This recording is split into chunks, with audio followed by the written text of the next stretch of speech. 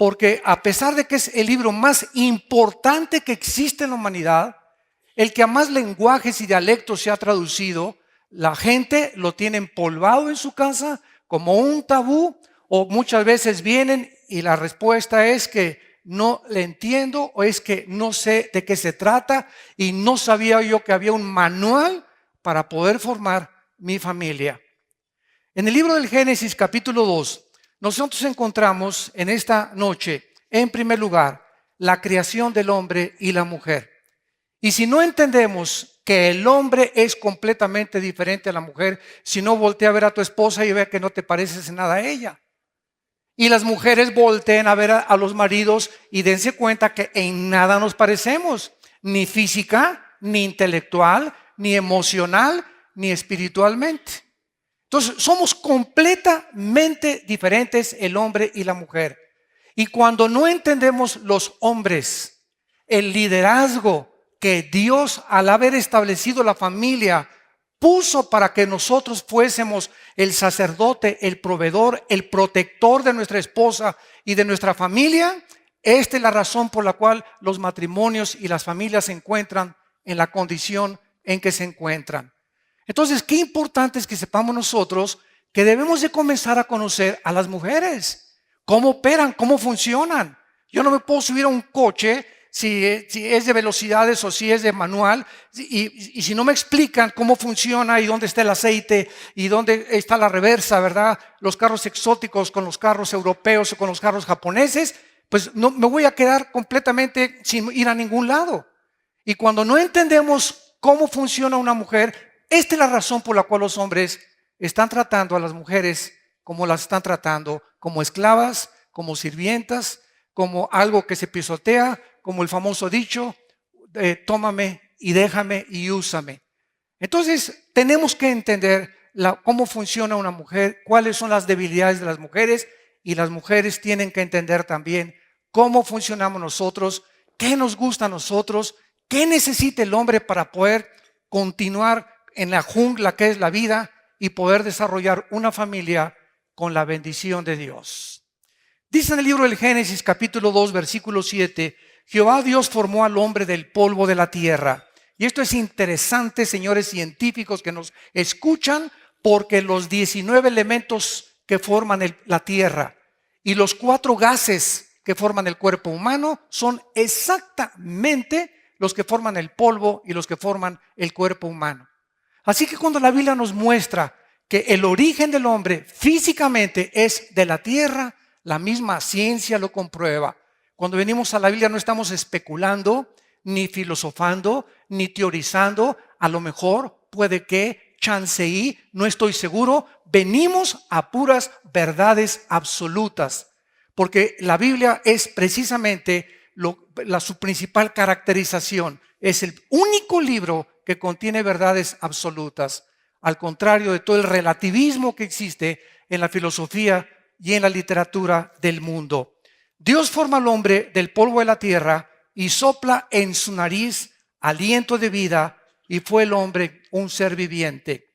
La Biblia dice que cuando fuimos creados originalmente, algo se nos infundió que no se les infundió a los animales, señores darwinianos.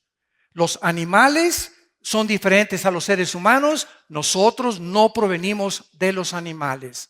Si tú lees el libro de Carlos Darwin, vas a encontrar este lenguaje, chance y, no sé, no estoy seguro, a lo mejor, y jamás en el origen de las especies, Carlos Darwin muestra cuál es el origen de las especies.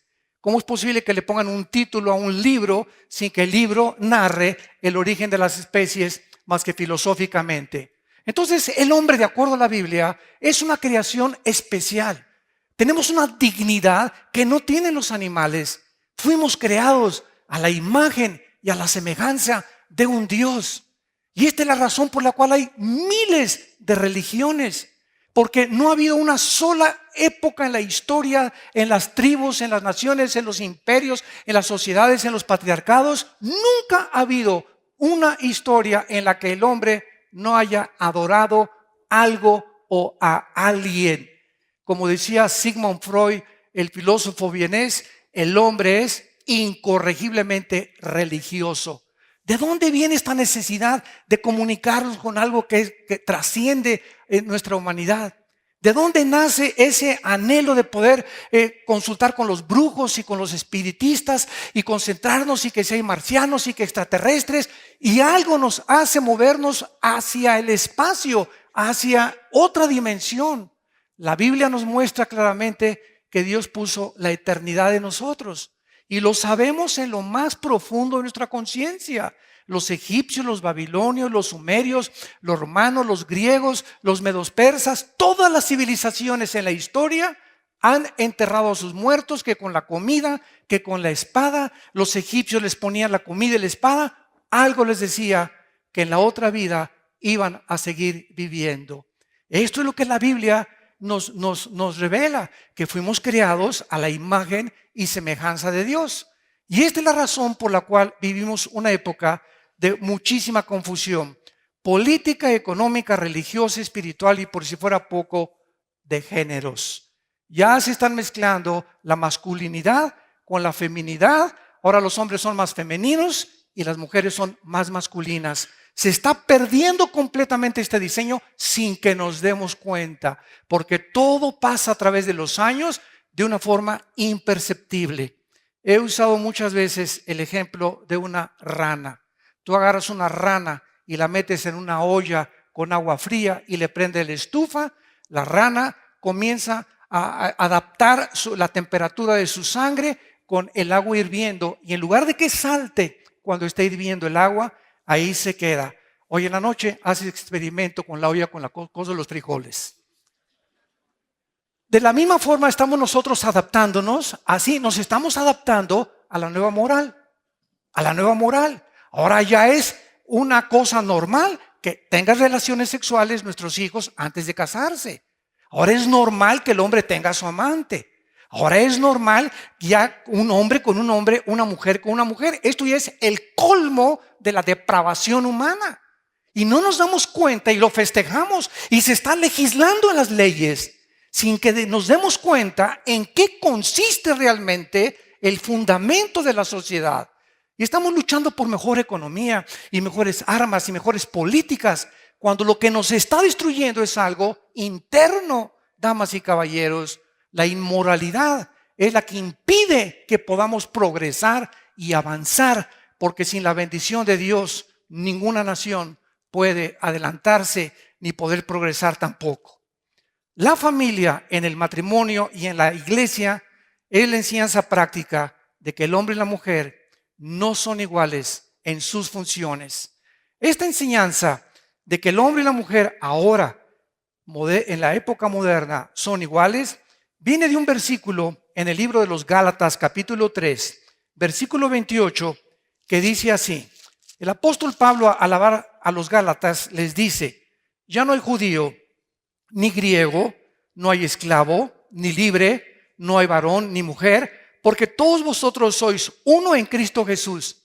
Entonces se usa este versículo para poder concluir de que el hombre y la mujer son iguales. Y que las mujeres pueden ser policías, luchadoras, boxeadoras, aviadoras, y pueden hacer todas las cosas porque no hay diferencia entre el hombre y la mujer. Y esta es la razón por la cual se encuentra como se encuentra la sociedad. Y aquí está hablando que somos iguales en el cuerpo de Cristo, pero no en las funciones. Y esto es muy importante para poder poner los fundamentos en esta serie del matrimonio y la Biblia. Vamos a ver que muchos líderes, ¿verdad?, están hablando de que el varón y la mujer, al ser nosotros diferentes, tenemos nosotros que entender cuáles son las funciones con las que Dios nos ha creado. No hay nada más maravilloso, más satisfactorio y que glorifique más a Dios que ver al varón y a la mujer trabajando y aceptando juntos el plan de Dios para sus vidas. Varones, Dios tiene una posición para nosotros que no puede ser cambiada por nada. Y cuando nosotros aceptamos el plan que tiene Dios para nosotros como varones, Dios nos bendice como ustedes no se pueden imaginar. Cuando las mujeres aceptan la razón por la cual fueron creadas y las funciones para los cuales fue diseñada su cuerpo, su mente, su espíritu, sus emociones, sus sentimientos, la mujer entonces comienza a realizarse y ya no trata de imitar a Lady Gaga, ni a Madonna, ni a las artistas de las telenovelas, sino que la mujer recobra su identidad y comienza el hombre y la mujer a recobrar su identidad, a entender que el plan de Dios es maravilloso.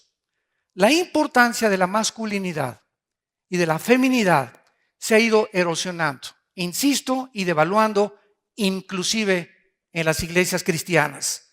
Por lo que tenemos la obligación de promover matrimonios heterosexuales, monógamos y saludables. Y esto solamente es posible cuando entendemos la diferencia de nuestras responsabilidades.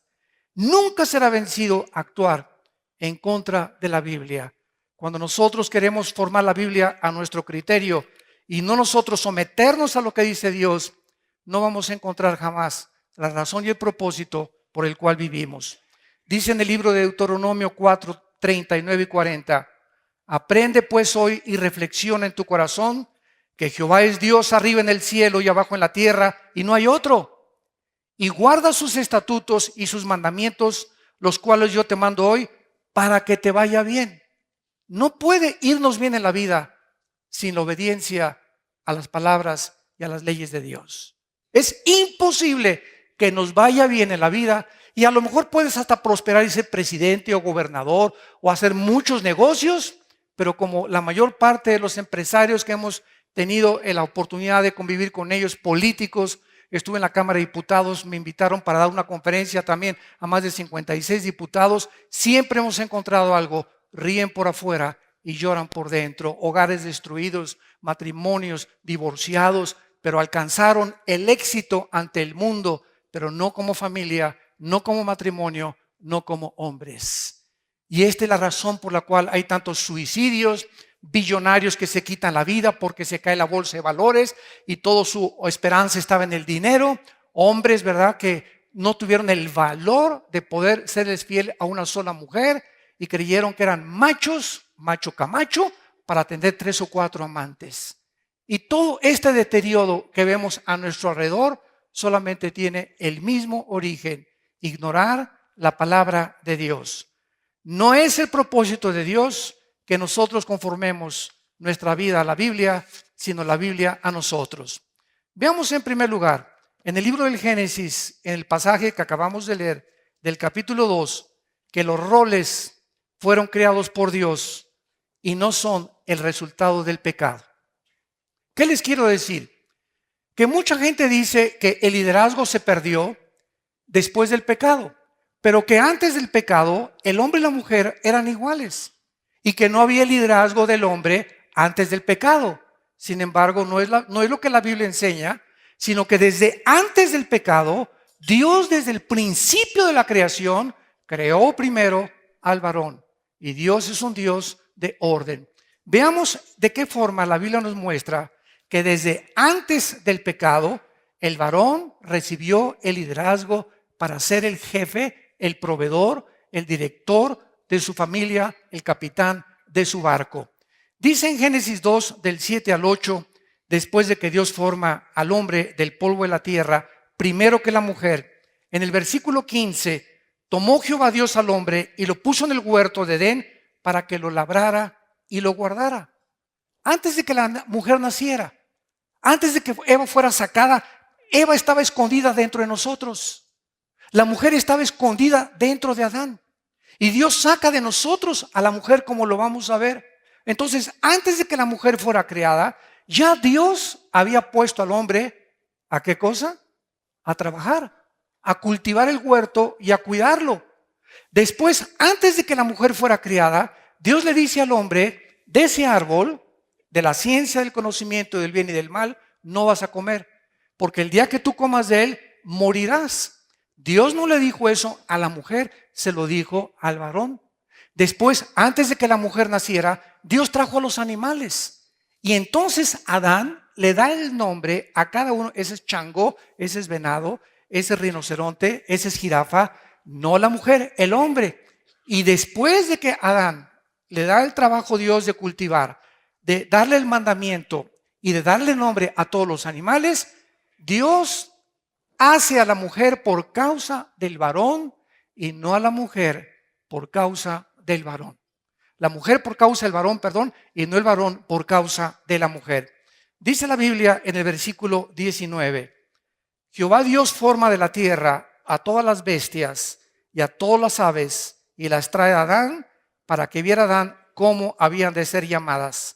Y todo lo que Adán llamó a los animales vivientes, ese es su nombre. Entonces Jehová Dios hizo caer sueño profundo sobre Adán y mientras éste dormía, tomó una de sus costillas y cerró la carne en su lugar. Y de la costilla que Jehová Dios tomó del hombre, hizo una mujer y la trajo al hombre. Hace algún tiempo un director de una universidad me invitó a una conferencia titulada ¿Creación o evolución?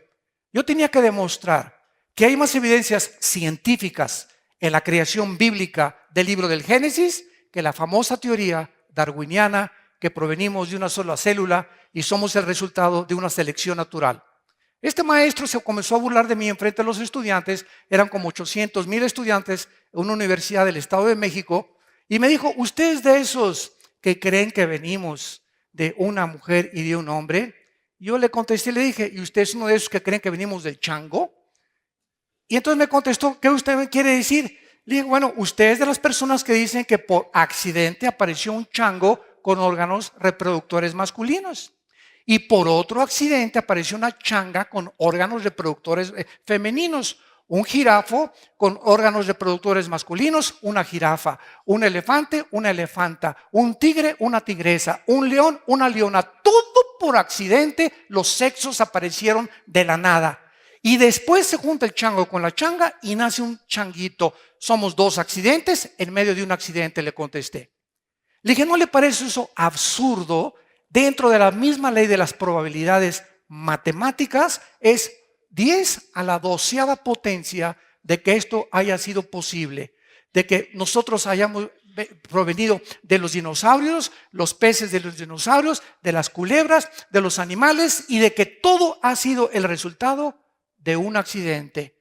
Y entonces me dice, ¿y qué de científico hay en la creación del Génesis? Le dije, volvamos a leer lo que dice la Biblia. Qué interesante que hasta 1860, damas y caballeros, Gregorio Mendel descubre las leyes de la herencia. Hasta 1860. Y tenemos un libro que es la Biblia, que hace 3,500, 4,000 años, las leyes de la genética que han comenzado a hacer ahora el siglo XX, terminó con el genoma humano, el proyecto del genoma humano.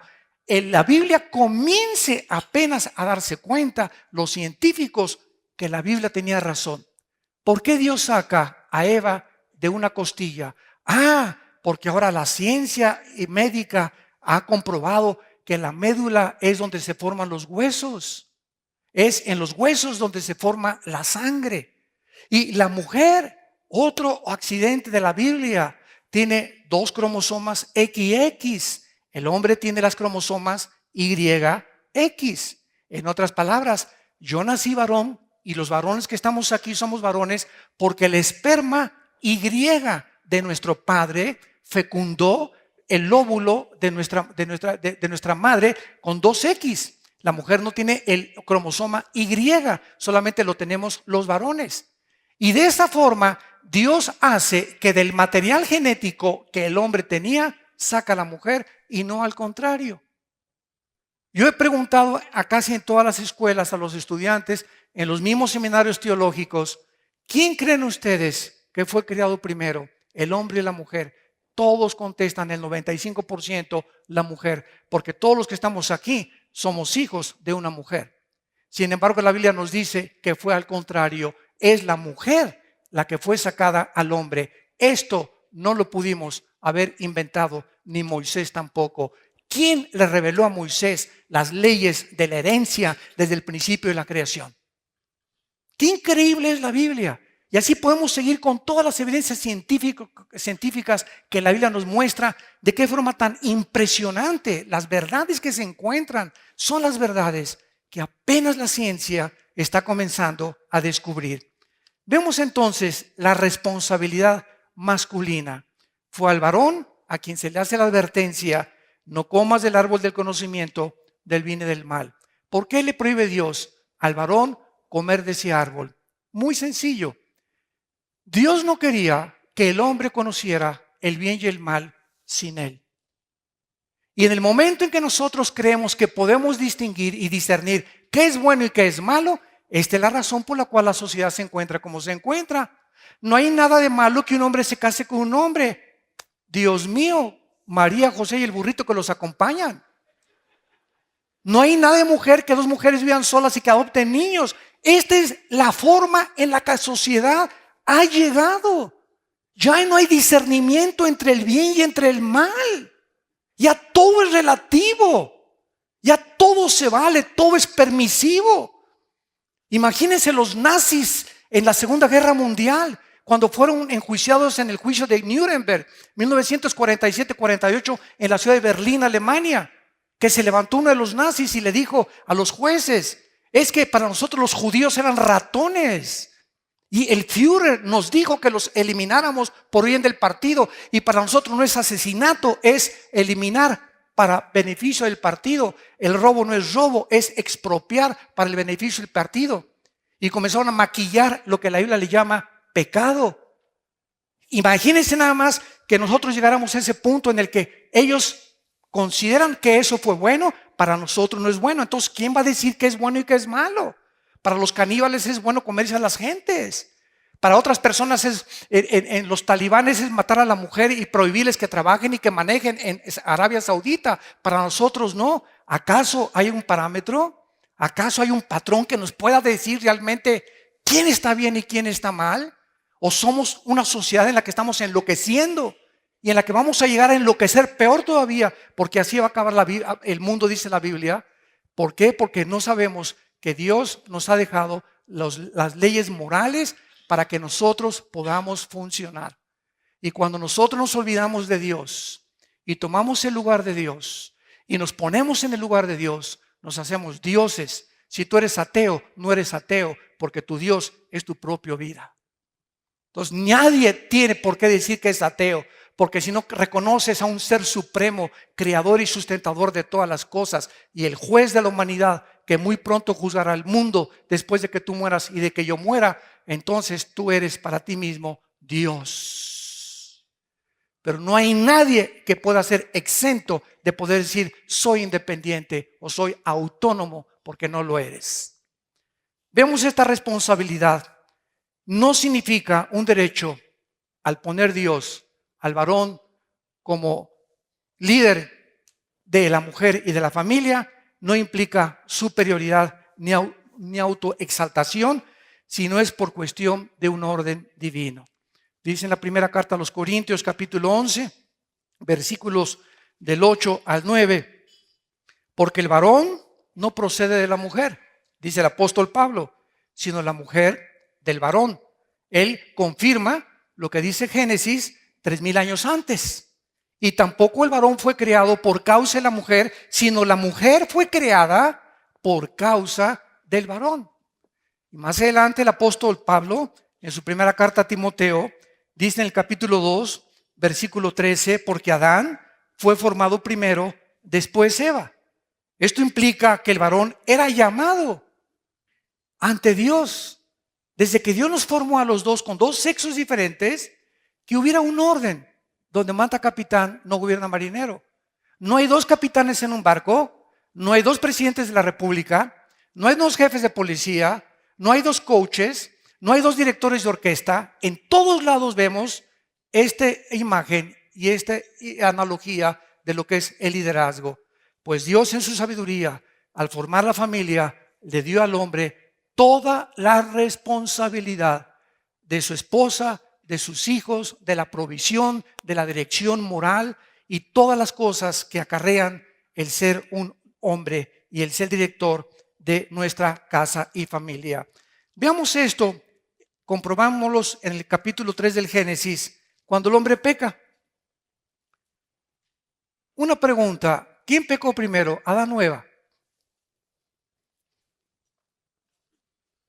A ver, mis teólogos. Fue la mujer la que peca primero. Ella seduce al varón Y después de que ella come del fruto prohibido, le da viene el papalotes de Adán, y verá, como dicen Proverbios, como va él, voy al degolladero. Es seducido y entonces el hombre peca después. Sin embargo, es interesante que cuando Dios los llama a cuentas a los dos, en el capítulo 3 del Génesis, vean ustedes a quién llama Dios y a quién hace responsable. Dice el versículo 9, mas Jehová Dios llamó al hombre y le dijo, ¿dónde estás tú? Eva había pecado primero, pero observamos que Dios no la busca a ella para cargarle esta responsabilidad, sino a Adán. Y esto en Romanos 5:12, el apóstol Pablo dice que el pecado entró al mundo por un hombre. Oye, cuando yo leí esto, dije, seguro que aquí fue un error de la Biblia. ¿Cómo es posible que Pablo diga en Romanos 5:12 que el pecado entró por un hombre? Está clarísimo que fue la mujer. No está diciendo quién pecó primero, está diciendo que entró al mundo. En otras palabras, esto es interesantísimo, es el varón el que propaga el pecado sexualmente. Porque es a través del sexo que nosotros propagamos el pecado, porque nosotros los varones traemos la semilla. La mujer es la receptora, es como una estación que manda una señal y se recibe, la receptora recibe la señal. La mujer recibe la semilla y en su vientre ella se desarrolla lo que es el cigote, el feto y después el producto. Pero es el varón el que trae la semilla y a través de la semilla se transmite el pecado, porque el pecado viene en la sangre y en la sangre está el alma, de acuerdo a Levítico 17:11. Qué interesante todas estas cosas a luz de la ciencia actual, de la genética, de la física, de la química, que todo esto tiene sentido. Porque Cristo no pudo nacer de José y de María. Porque el Espíritu Santo tuvo que cubrir a María, la Virgen María, para que naciera el Hijo de Dios. Porque a José se le dijo, tú no te metas, tú no vas a embarazar a tu esposa, voy a ser yo, dijo el Espíritu Santo, porque el santo ser que va a nacer tiene que nacer sin pecado.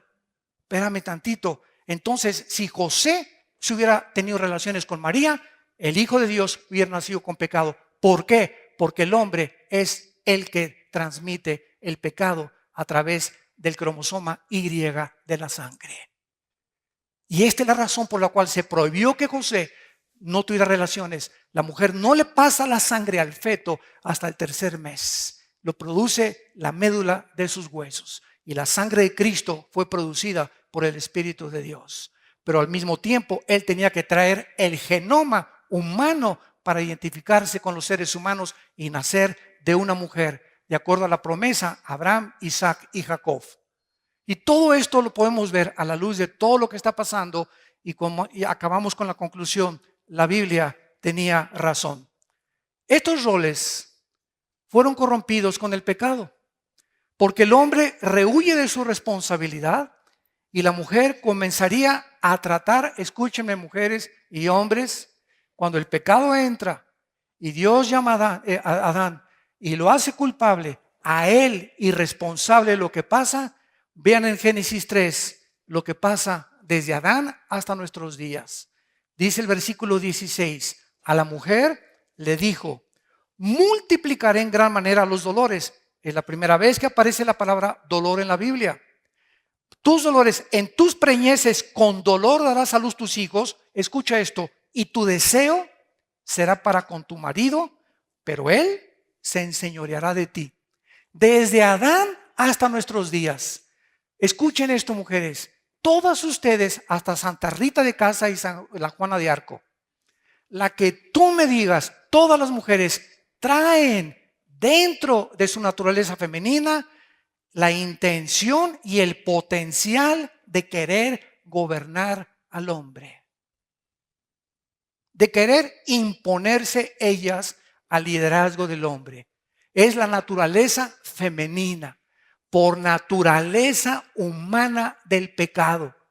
Tratar de usurpar la posición que Dios le dio al varón. De ahí vienen los famosos matriarcados. ¿Qué es un matriarcado? Una familia donde el varón es el pinole nada más.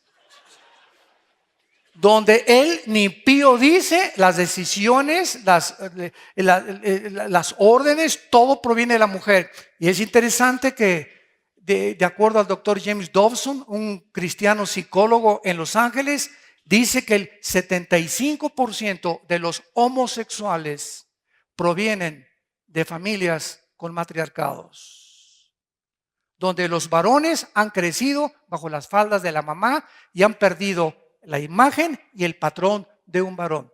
El 75% de los homosexuales provienen de hogares donde hay matriarcado, porque se está violando las leyes de Dios. No es la voluntad de Dios que en un hogar la mujer sea la capitana, ni tampoco sea la jefa de jefas, ni la capo de capas, sino que sea el varón, porque ese es el orden divino. Y lo vamos a ver con más calma mañana en todo el desarrollo de esta conferencia para ver de qué forma se tiene el varón que desarrollar. Ahora bien, cuando nosotros entramos al punto de liderazgo, tenemos que comprender uno de los problemas del lenguaje. Es de que muchas palabras conllevan diversas connotaciones. Y cuando se usa la palabra líder o jefe, las mujeres luego, ¿verdad? Inmediatamente, no. A mí yo no tengo por qué someterme. Yo no tengo por qué reconocer que mi esposo es líder. Sin embargo, ve el ejemplo.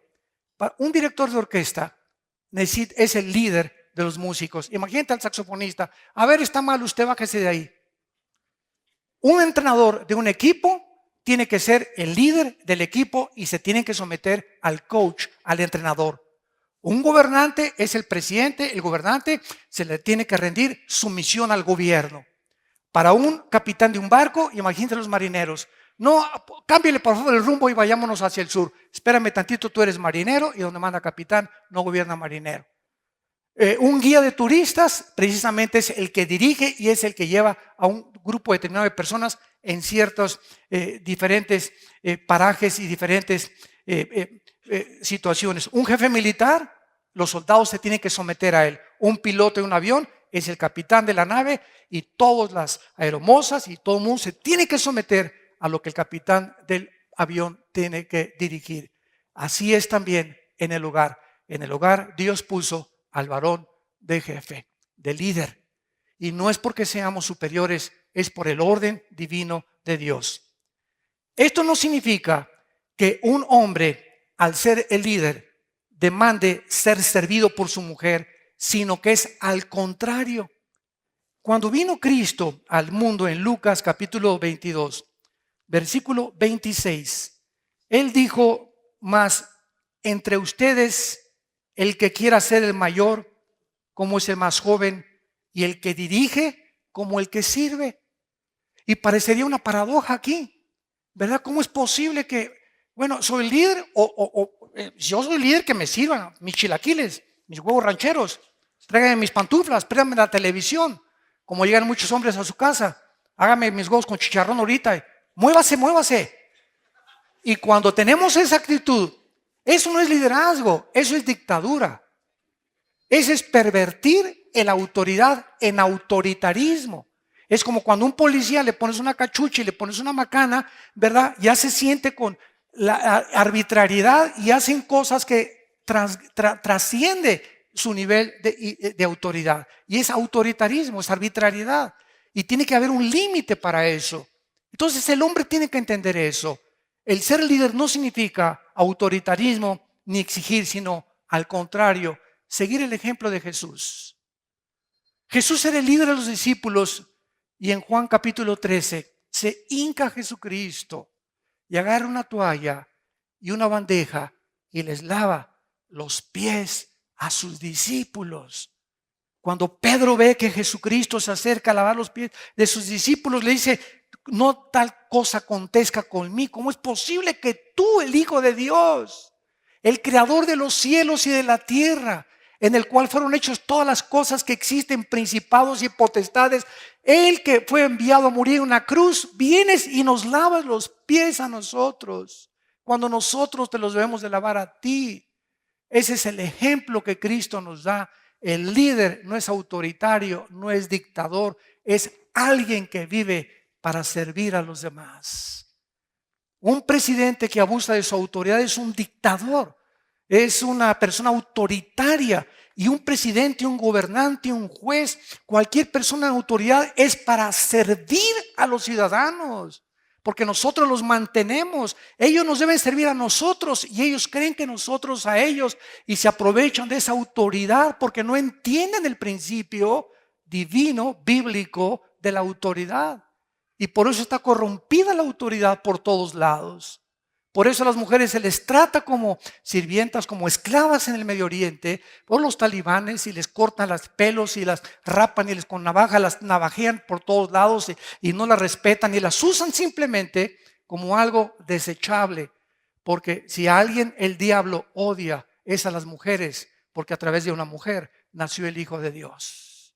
Y por eso vamos entendiendo por qué los hombres tratan como tratan a la mujer. Porque están la mayoría endemoniados. Así es, un hombre que trata a una mujer de una forma despectiva es un hombre, sin que él lo sepa, que está controlado por demonios. Y no necesitas ser el endemoniado gadareno para demostrar que tienes demonios en tu vida. Esto tampoco implica, ¿verdad?, que nosotros podamos obligar a nuestra esposa a ser inmorales. ¿Debe la esposa sujetarse al esposo? Así es. Pero si se brinca el límite de la cabeza de nosotros, que es Cristo, porque Cristo es nuestra cabeza y la mujer es nosotros la cabeza de la mujer, y nosotros podemos ejercer la autoridad cuando estamos sometidos a la autoridad. No hay autoridad sin autoridad. ¿Quieres que tu esposa se someta a ti? Sométete tú a Cristo primero y ponle el ejemplo. Ámala y trátala como una reina, y Dios va a cambiar su corazón para que ella entienda que debe someterse a ti. Pero hay muchas mujeres rebeldes, amargadas, resentidas, frígidas sexualmente por la forma en la que son tratadas, porque son tratadas como trapos, y la mujer lo sabe cuando simplemente la usas para tener relaciones sexuales y no la amas, no la abrazas, no eres considerado, no le das flores, no entiendes que es como una flor que se tiene que cultivar y se está marchitando tu esposa porque solamente tú estás centrado en tu propio ego y has usado la autoridad con autoritarismo. Así pues, al amar nosotros a nuestra mujer, nos amamos a nosotros mismos, y cualquier clase de liderazgo que produzca en una mujer inmadurez, resentimiento, amargura o inseguridad a través de un excesivo control o un dominio opresivo dictatorial del varón es síntoma que ha fracasado tu matrimonio. Es síntoma que algo no está funcionando en tu matrimonio. Estás echando aceite por todos lados.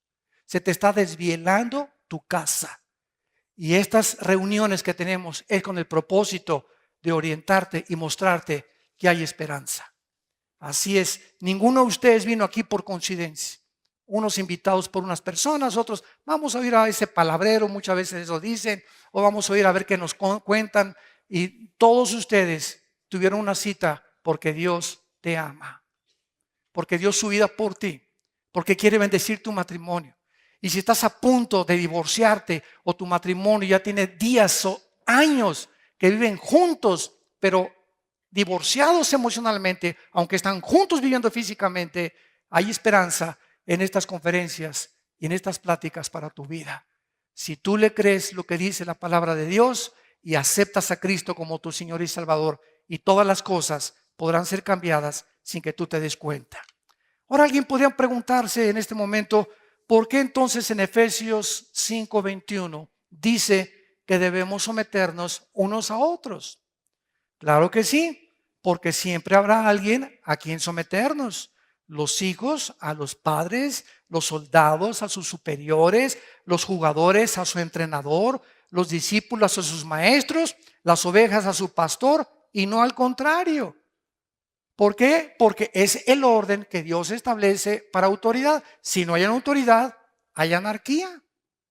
Cuando un gobierno civil no usa, escuchen, si hay aquí abogados o hay aquí diputados o senadores que nos escuchan ahorita por internet en vivo, cuando un gobierno de un estado o de un municipio o de una nación no ejerce la autoridad para frenar la maldad, pierde su unción divina como autoridad y como gobernante.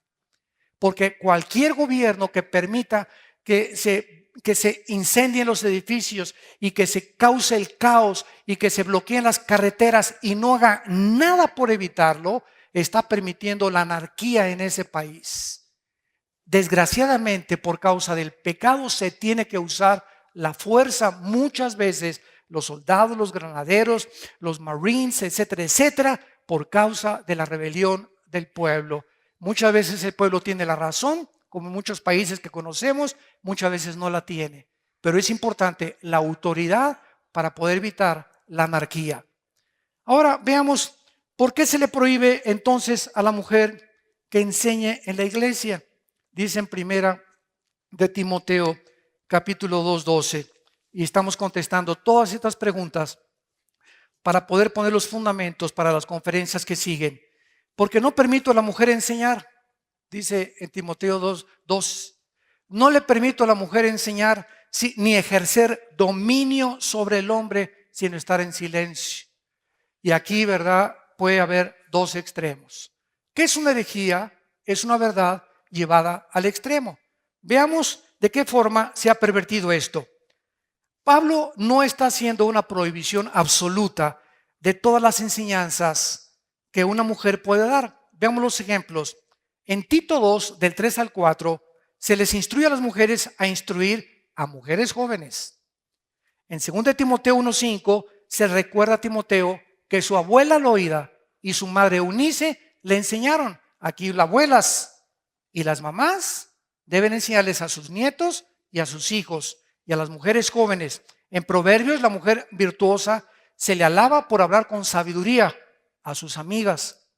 Se apoya que las mujeres profeticen en la iglesia. 1 Corintios 11:5, manifestando sumisión a la autoridad, tapándose la cabeza.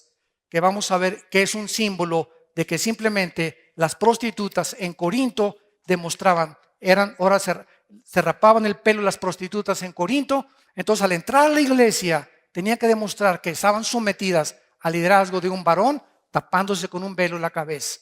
Y si no, se dejaban de crecer el pelo. Y esta es la razón por la cual ahora muchas mujeres no entienden que para una mujer uno de los símbolos más grandes de la feminidad es el pelo largo. Y ahora nuestros hijos van en la calle y se echan apuestas cuando va una pareja caminando quién es el hombre y quién es la mujer. Porque ahora es la moda que las mujeres se rapen como se peinan los hombres. Y yo no lo digo yo, arráncale la Biblia, las páginas a 1 Corintios capítulo 11, donde dice la Biblia que es honroso para una mujer y deshonroso que se corte el pelo. Dice la Biblia claramente que se exhorta a los hombres y mujeres que enseñan, Colosenses 3:16, fuera de la congregación.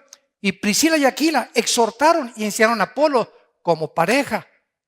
Así pues sería arbitrario creer que Pablo está prohibiendo que la mujer no enseñe para nada, sino que está claramente diciendo que es imposible que las mujeres nunca enseñen a los hombres y que los hombres nunca aprendan de las mujeres.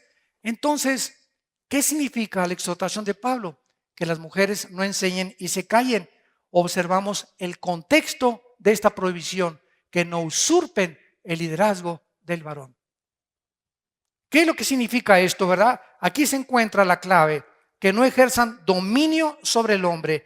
La enseñanza inapropiada de una mujer a los hombres sería en maneras en que un pastor vea usurpada su autoridad de su liderazgo cuando una mujer le quiera dar pinochetazo, deshonrando de esta manera su autoridad. O cuando una mujer quiere imponer su autoridad sobre un pastor en una iglesia. O cuando una mujer en la familia quiere imponer su autoridad sobre la autoridad del hombre. O cuando en un gobierno la autoridad del presidente no es el presidente, sino la mujer la que le dice lo que el presidente tiene que hacer. En ese momento se está violando el principio bíblico y esas personas están acarreando el juicio de Dios a sus vidas. O cuando se trate de interrumpir públicamente a un pastor, o cuando una mujer enfrente de sus hijos se le ponga al brinco a su esposo y lo insulte enfrente de sus hijos. Mañana vamos a ver que lo peor que podemos hacer a nuestros hijos es pelearnos enfrente de ellos. Y qué triste cuando vienen a consejería muchas parejas, vienen con la hija o con el hijo a acusar al esposo enfrente de los hijos. ¿Sabes una cosa? Haga lo que haga tu esposo, dile a tu hija, es tu padre y lo tienes que respetar. Es la forma en la como Dios te va a bendecir. Pero tenemos que mostrarles a nuestros hijos el principio y la autoridad para que ellos crezcan con seguridad y puedan entender que solo así podemos ser bendecidos por un Dios que dio su vida en una cruz por todos nosotros. ¿Cuántos de ustedes en esta noche han podido entender que todos los gobiernos y naciones que están legislando los matrimonios gay, hombres con hombres, mujeres con mujeres, están cometiendo el suicidio moral más grande de la historia al destruir la institución más santa y más sagrada de toda la sociedad, que es la familia? Tenemos que rescatar la familia. Tenemos que salvar los matrimonios, damas y caballeros. Tienes que reaccionar y darte cuenta que tú vas a morir y yo voy a morir.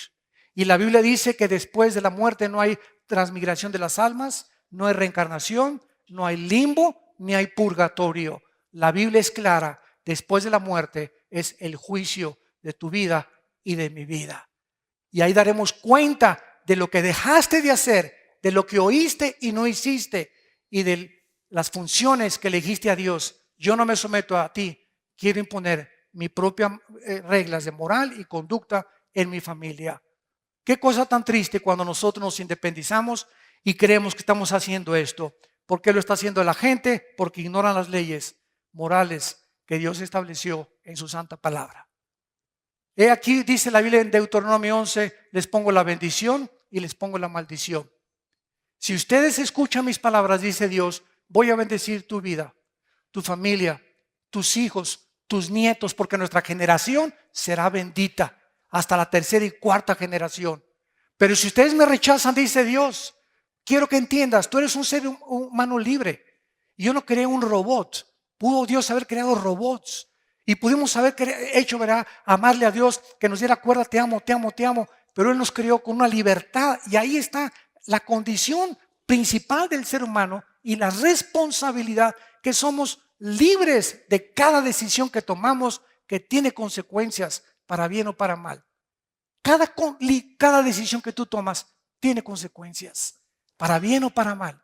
¿Qué vas a escoger en esta noche? ¿Quieres salir por esa puerta como entraste? Odiando a tu esposa, creyendo que es una sirvienta, creyendo que puedes tener amantes y que la puedes ensuciar, sabiendo que Dios te ve. ¿Quieres que Dios te prospere en tu trabajo? ¿Quieres que Dios te bendiga? ¿Quieres que Dios te dé paz? ¿Quieres que Dios bendiga a tus hijos? ¿Quieres que Dios bendiga a tu generación? Sométete a las leyes de Dios, porque no somos dioses, no somos animales, fuimos creados a su imagen y semejanza. Porque de tal manera amó Dios al mundo que nos dio a su Hijo unigénito, para que cualquiera de ustedes que en Él cree no se pierda, mas tenga la vida eterna. Dios muestra su amor para con nosotros en que, siendo pecadores, Cristo, su Hijo, da su vida por nosotros en una cruz. Y Él herido fue por nuestras rebeliones y molido por nuestros pecados. Y el juicio que tú merecías y que yo merecía, dice la Biblia, el Hijo de Dios en la cruz lo llevó en nuestro lugar. Y Dios puso la ira y desató y no perdonó a su Hijo y nos perdonó a nosotros, para que nosotros entendiésemos cuánto nos ama Dios. Si tú quieres saber cuánto te ama Dios, ve la cruz. Y ahí en la cruz el amor de Dios fue manifestado, la sabiduría de Dios y el poder de Dios. Porque la cruz es locura a los que se pierden, pero poder de Dios a los que se salvan. Y Dios espera que en esta mañana tú entiendas que viene la hora cuando todos los muertos oirán la voz del Hijo de Dios. Y los que la oigan saldrán a resurrección de vida, y los que no la oigan cuando estuvieron vivos saldrán a resurrección de condenación. Tú puedes en esta mañana burlarte, en esta noche. Tú puedes en esta seguir mascando tu chicle y cerrando tus oídos y endureciendo el corazón duro que tienes ya en tu vida. Pero ¿sabes una cosa? Dios dice que tus pecados te alcanzarán. Y por tu corazón endurecido acarreas ira y condenación para el día del juicio. ¡Qué locura! Como dijo Blaise Pascal, cuando se enfrentó con un ateo. Le dijo el ateo: yo no creo que después de la vida haya nada. Y le contestó Blaise Pascal, el físico matemático: ¿sabes una cosa? La Biblia dice que después de la vida hay otra vida y que hay una resurrección. Si tú dices, le dijo Pascal al ateo, si tú dices que no hay nada y yo me muero, no pierdo nada. Pero si Cristo tiene razón, ¿qué amolada te vas a llevar? Así que salimos ganando de todas maneras. Si Cristo fue un mentiroso, no perdimos nada. Pero si Cristo es lo que Él dijo ser, el camino, la verdad y la vida, la resurrección y la vida, el pan que descendió del cielo, el pastor que da su vida por las ovejas, necesitamos oír su voz. Necesitamos someternos a sus mandamientos, convertirnos en sus discípulos y entender que Él es el único que puede salvar a nuestra familia. Les pido por unos instantes, los que gusten, que inclinen su cabeza. Y así con tu rostro inclinado, en esta noche,